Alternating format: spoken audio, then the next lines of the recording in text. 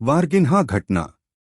वारगिन्हा UFO घटना एक ऐसी घटना की श्रृंगार में हुई थी जिसमें ब्राजील के वारगिन्हा शहर के निवासियों ने एक या एक से अधिक अजीब प्राणियों और कम से कम एक अज्ञात उड़ने वाले वस्तु यूएफओ की दिखाई और पकड़ी की जानकारी दी थी। 12 यह घटना 1996 में हुई थी।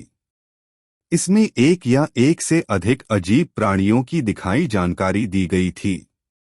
इसके बाद सेना ने शहर पर धावा बोल दिया था। इस घटना की खासियतें ब्राजीली यूफोलॉजी में एक प्रसिद्ध मामला बन गई है। ब्राजीली सरकार ने आधिकारिक रूप से किसी भी अज्ञात बायोलॉजिकल प्राणियों की पकड़ में शामिल होने के दावों को नकारा दिया है, लेकिन कुछ सिद्धांतवादी इसके विपरीत दावे करते हैं और सरकार को एक कवर अप करने का आरोप लगाते हैं। इस प्राणी को पहली बार 3 महिलाओं द्वारा देखा गया था, जिनमें से 2 बहनें लिलियान और वाल्क्वीरिया फातिमा सिल्वा और उनकी मित्र कातिया आंद्रादे जेवियर शाम के समय में 14 से 22 वर्ष की आयु के बीच थीं।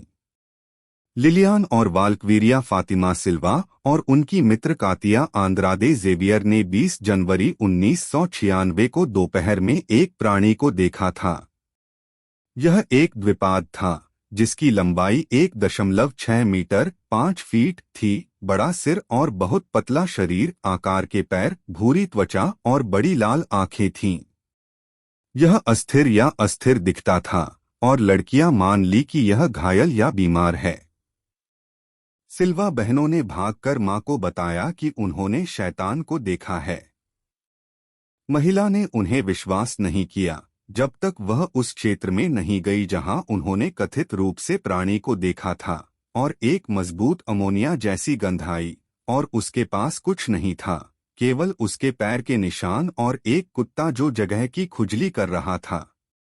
परिवार और दोस्तों को अपनी कहानी से जोड़ने के बाद शहर में यूएफओ दर्शन और सैन्य बलों द्वारा एलियन प्राणियों की अपहरण के बारे में अफवाहें फैलने लगी।